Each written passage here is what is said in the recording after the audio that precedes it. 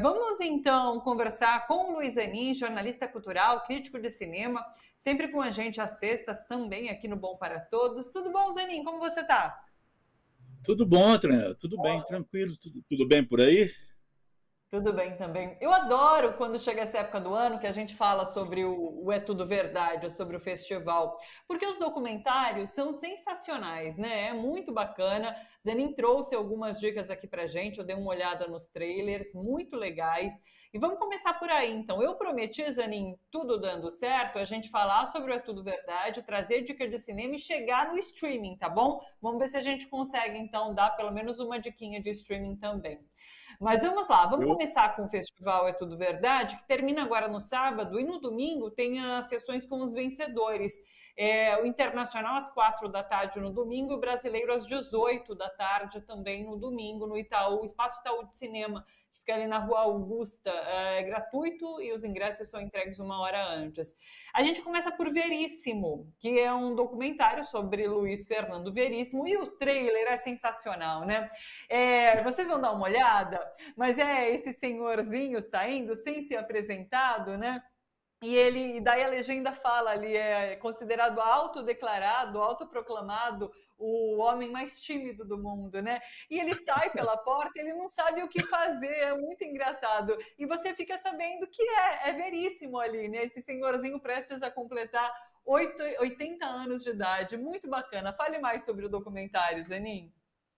então, esse é um documentário do Ângelo Defante, e ele encara esse desafio, que é um desafio assim muito grande, de você fazer um documentário, fazer um perfil de uma pessoa que é extremamente lacônica, extremamente econômica com as palavras. Ele é mais do que tímido, ele resume tudo. Às vezes o cara faz uma pergunta enorme para ele, ele responde com duas ou três palavras assim. Então isso cria um problema muito sério para o documentarista.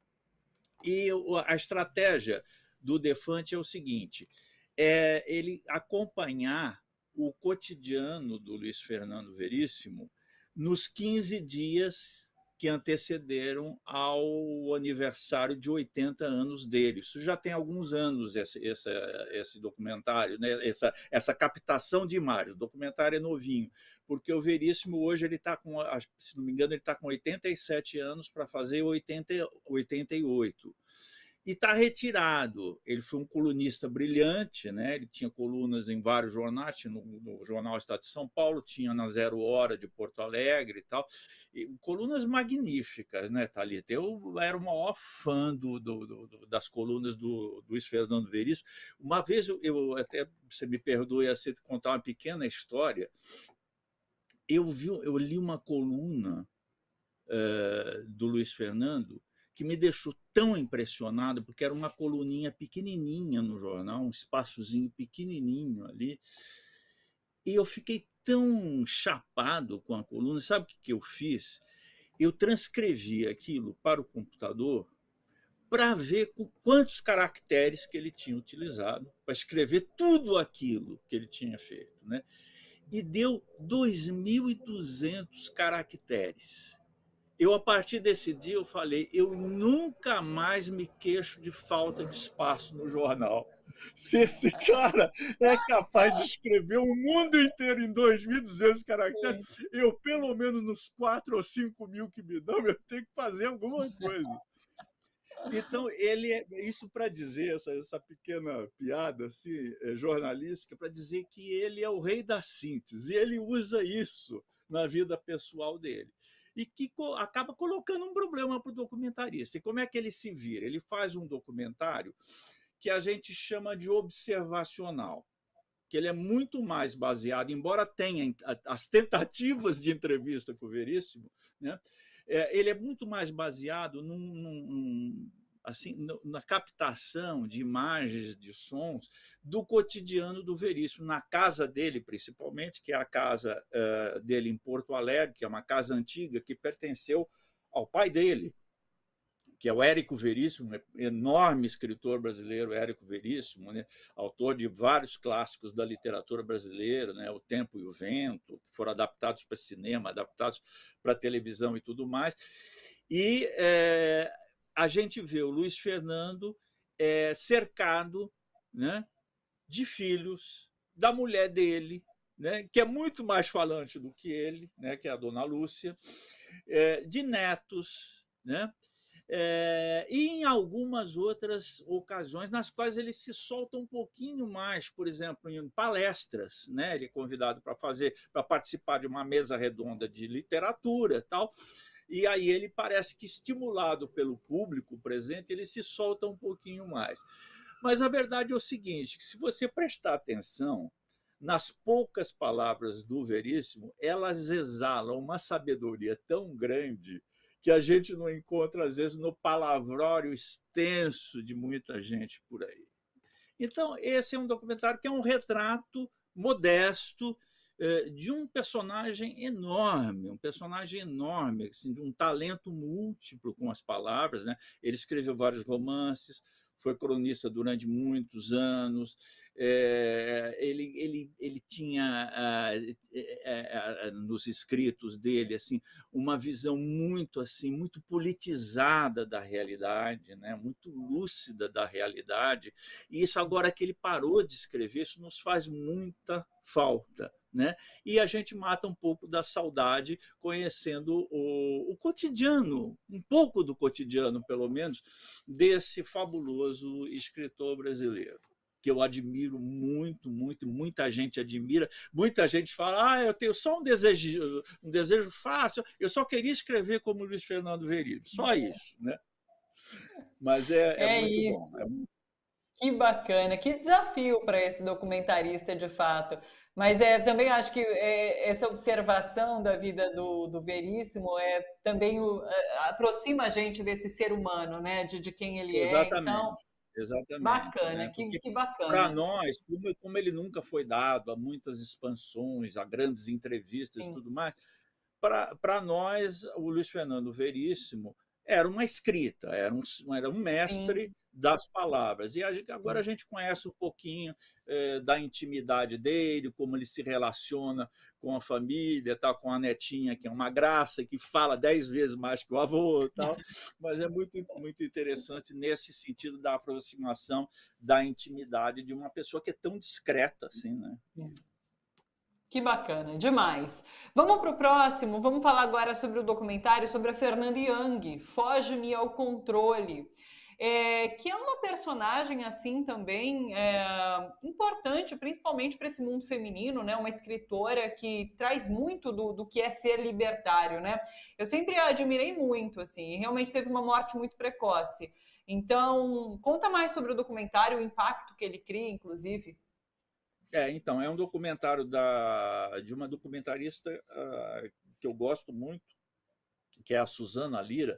A gente já se referiu algumas vezes aqui a ela, né? Ela é autora de um filme que eu gosto muito, que se chama A Torre das Donzelas, sobre as prisioneiras políticas da época da ditadura, entre as quais havia a Dilma Rousseff, né?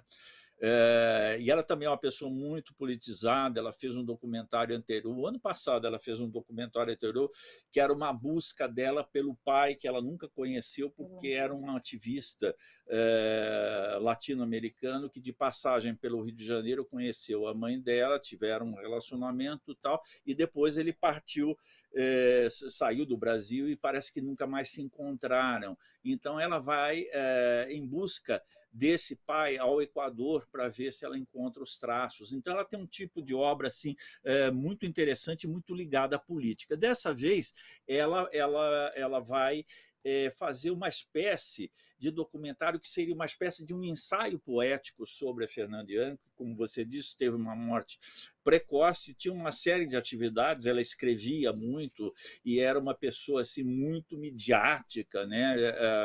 Participava de programas de televisão, escreveu o roteiro dos Normais, aquele filme, série também de televisão, né? Era uma pessoa múltipla assim, né? E tinha uma atitude assim que agradava a algumas pessoas, mas desagradava também a outras, que sentiam como muito arrogante, às vezes muito agressiva. Ela nunca estava naquele lugar assim que todo mundo espera que uma pessoa midiática e com muita aparição, assim, com muito destaque na mídia, tenha. As pessoas que tentam jamais ofender as pessoas que estão a seguindo, e ela não tinha papas na língua, não tinha, falava o que dava na cabeça e tinha um comportamento, como você disse, libertário, mas que desagradava muita gente também ao mesmo tempo.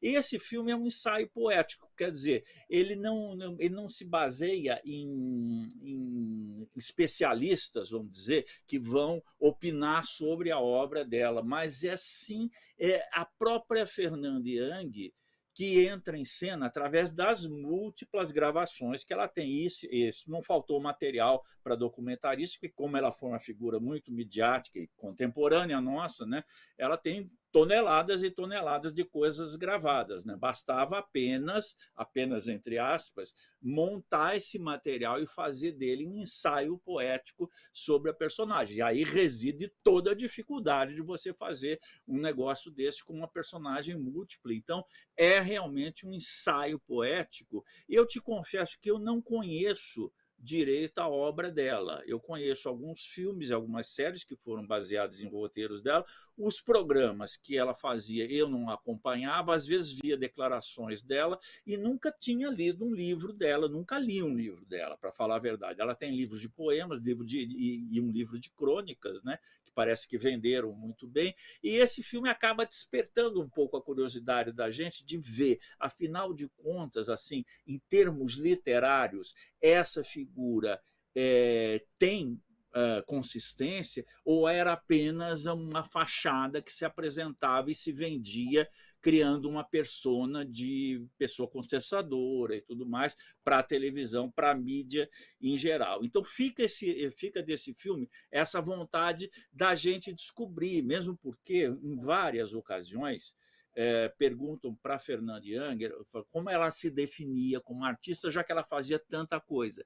E ela falou, várias vezes nesse documentário, a gente vê ela dizer: eu sou uma escritora. Basicamente, eu sou uma escritora, e ela diz que desde a infância dela, ela sabia que ela ia ser uma escritora, apesar dela ter sofrido com dislexia na infância. Então, ela supera isso e se torna uma escritora bastante prolífica. Ela tem, parece que mais de 15 livros publicados, né, que estão em catálogo aí. Então é um filme de descoberta, é um filme muito bonito e arrojado do ponto de vista estético, para te falar a verdade, né? As montagens, as aproximações que a cineasta faz. Então, é um trabalho muito consistente com o material que ela dispunha. Goste você ou não da personagem, eu acho que ela chama atenção para isso.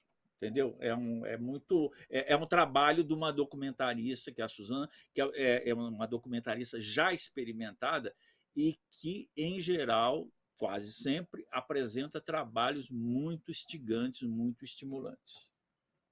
E ela era uma mulher muito bonita, né? Então chama muita atenção os vídeos que ela fazia, as fotos que ela Sim, fazia, então sim, já isso sim. chama muita atenção. E era uma figura que refletia muito acerca dela mesma, né? Então, realmente, um material muito vasto para você fazer um documentário com essas características.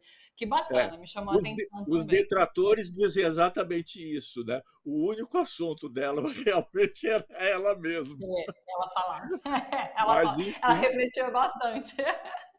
E questionava, né? Nesse sentido de questionar o é, papel da não mulher, se a pode agradar escritora. a todo mundo, né? Nunca dá, né, Zanin? Bacana, vamos em frente. A gente fala agora sobre Tesouro. Eu não sei o nome, é Naterer? Naterer, do Renato Nathalie Barbieri. é um É acerca nome. de um material que foi levado para a Suíça por uma pessoa que pesquisava o Brasil, e trata-se de um acervo agora gigantesco, com muito material indígena, inclusive aqui do Brasil, né? Conta mais para a gente, Zanin.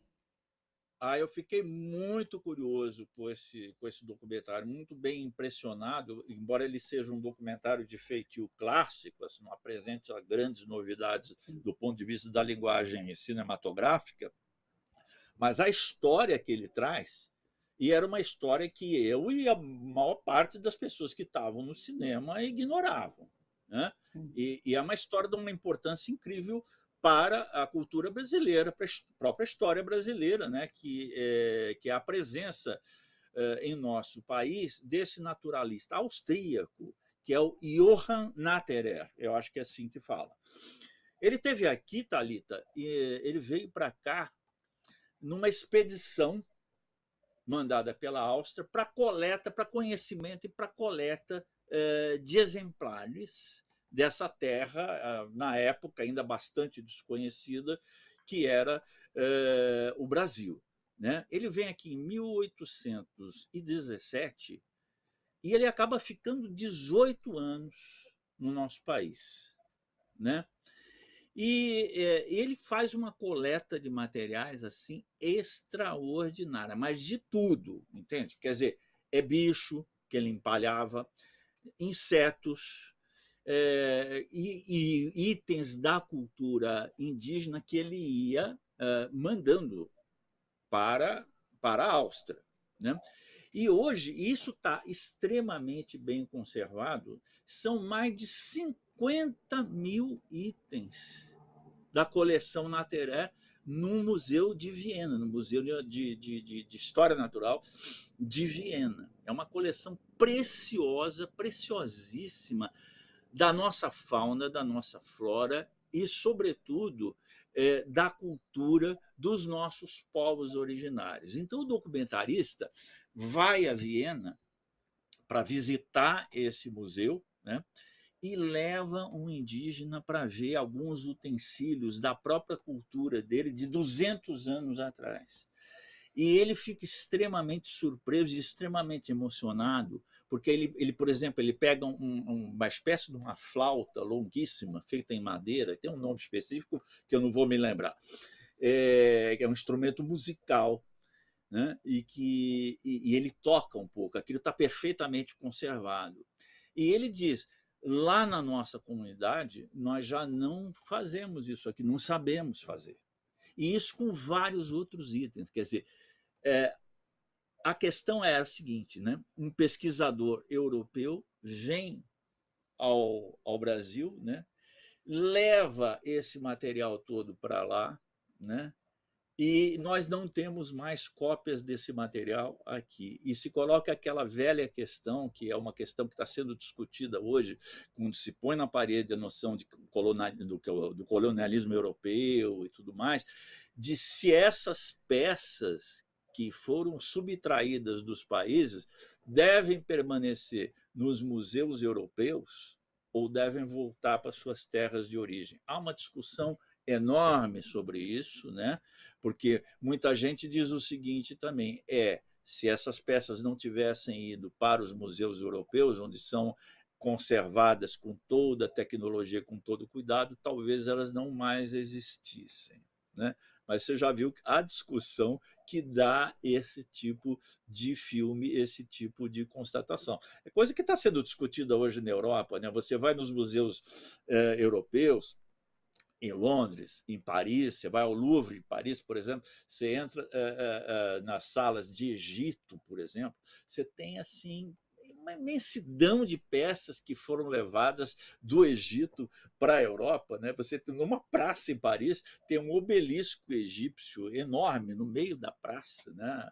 A Place de la Concorde, né? Você vai lá, você passa e você vai ver aqueles hieroglifos egípcios que foram trazidos na época napoleônica, foram trazidos do Egito para a França. Né? Então, essa é toda uma discussão nesse documentário que é riquíssimo do ponto de vista cultural. Né? E esse cara, esse Natterer, você não pode dizer isso era um mero ladrão austríaco. Não, ele veio ao Brasil, ele se apaixonou pela cultura brasileira e ele se casou com uma indígena. Eles voltaram depois, foram para a Europa, tiveram filhos. E uma das filhas desse casal, do Natterer, com uma indígena brasileira, se tornou uma baronesa do Império Austro-Húngaro. Tá? Uma pessoa conhecidíssima. Então a história é curiosíssima e feita assim de uma maneira didática que você entende perfeitamente todos esses passos dessa relação complexa, né, entre a cultura eurocêntrica, europeia, que acha que o mundo está à sua disposição e deve ser explorado por eles, que afinal de contas eles são os civilizados, tá? E nós não somos, né? E é esse direito dos povos originários e de todos nós, na verdade, que brasileiros somos, de ter esse patrimônio na nossa casa e não sermos obrigados a pegar um avião e ir até Viena para poder ver essa riqueza toda desse tesouro natural que dá o título ao filme, muito bom, desse documentarista, que é o Renato Barbieri, que ele é paulista, nascido em São Paulo, mas ele é radicado em Brasília. O trabalho dele é feito em Brasília há muitos anos, ele está lá. Sensacional. Fiquei impressionada porque são itens assim, como insetos, como alguns artefatos indígenas, mas tem ali um jacaré, tem um macaco, são coisas gigantescas, né? Coisas gigantescas. E o que mais me impressionou mesmo foram os utensílios e objetos artísticos das tribos originárias, porque esses realmente têm cocares fantásticos lá, é coisa assim. Esse instrumento musical tá ali, é impressionante essa flauta que ele toca, porque deve ter uns 3 metros de comprimento, ele não consegue nem segurar, você tem que apoiar no chão, assim, né? E outros instrumentos musicais e coisas, utensílios domésticos para cozinha, tal, é uma coisa assim, é de uma riqueza etnográfica assim, incalculável. Justamente, eu nem sabia da existência disso. Você vê a ignorância, né? E o bom do documentário é que ele nos abre os olhos para esse tipo de coisa. Sensacional, que demais. Zanin, a gente vai até as 4h05, portanto temos 8 minutos. Para onde você quer ir? Deixa eu ver se tem mais algum documentário que eu gostaria de falar aqui. Vou falar rapidinho desse Um Filme para a Beatriz, da Helena Solberg, que é uma documentarista muito importante, né? E é curioso porque Um Filme para a Beatriz, quem é essa Beatriz? Beatriz é uma italiana que um dia descobriu uma latinha de filmes na escola onde ela trabalha, e era um filme da Helena Solberg, era o primeiro documentário da Helena Solberg, de 1966. E ela conseguiu descobrir o endereço da Helena Solberg, escreveu para ela, né, dizendo: olha, eu descobri o seu filme, uma cópia intacta, assisti o seu filme, fiquei muito curiosa e queria te fazer uma pergunta. Como é que está a situação das mulheres no Brasil hoje? Só isso que ela queria saber. E isso porque esse primeiro documentário da Helena era um documentário que se chama A Entrevista, de 1966, como eu falei. E ela entrevista pessoas, mulheres, né, para saber o que essas mulheres de 1966, moças, pensam a respeito do casamento, do amor livre, da liberdade de fazer o que querem, de trabalhar, de ter uma profissão, tudo mais, tantos anos atrás, né? E esse documentário é muito inovador. Ele é um documentário considerado um dos pioneiros do documentário no cinema novo, sendo que a Helena pode ser considerada a única representante mulher nesse clube do Bolinha fechado, que era o cinema novo, que tem muitos méritos, mas era um clube masculino fechado. E ela era uma documentarista que se afirma nesse meio. Depois a Helena, ela vai para os Estados Unidos, se radica nos Estados Unidos, tem um interesse pela América Latina, faz vários documentários sobre a América Latina. Depois ela volta para o Brasil e tem um documentário muito inovador sobre a Carmen Miranda. É tão inovador, isso no começo dos anos 90. Eu assisti esse documentário dela num festival de Brasília, no começo dos anos 90, que ela usa uma pessoa trans para interpretar a Carmen Miranda. Isso naquele tempo. Hoje não chamaria tanta atenção. Naquela época, 30 e poucos anos atrás, chamou atenção. E ela escreveu um filme, dirigiu um filme chamado Vida de Menina, que é um livro baseado nas impressões de uma menina, Helena Morley, sobre a Diamantina da época da colônia ainda brasileira, né? Então, ela é uma documentarista muito importante. E ela faz essa pergunta dessa italiana, faz dessa pergunta o ponto de partida de uma reflexão dela sobre a mulher brasileira, porque ela própria descobre que toda a obra dela, na verdade, é uma reflexão sobre a condição feminina. Então, um documentário muito bom, muito importante e muitíssimo bem feito.